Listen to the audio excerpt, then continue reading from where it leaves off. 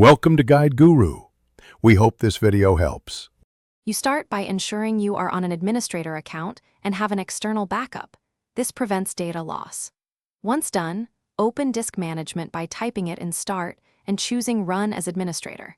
Make sure you identify the disk and the unallocated region.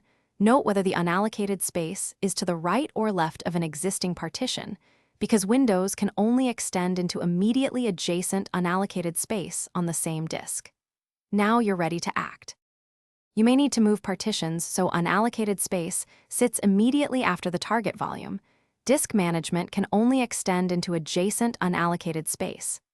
If you can delete or shrink an adjacent partition safely, do that.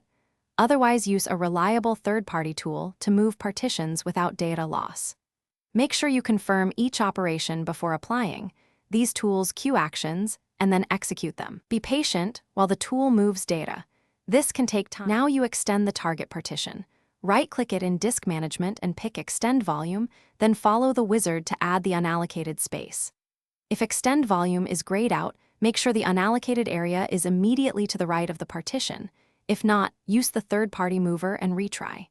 After successful extension, reboot and run a quick chkdsk to verify file system integrity. Troubleshooting tip: if something goes wrong, stop, restore your backup, and repeat the safe move and extend workflow.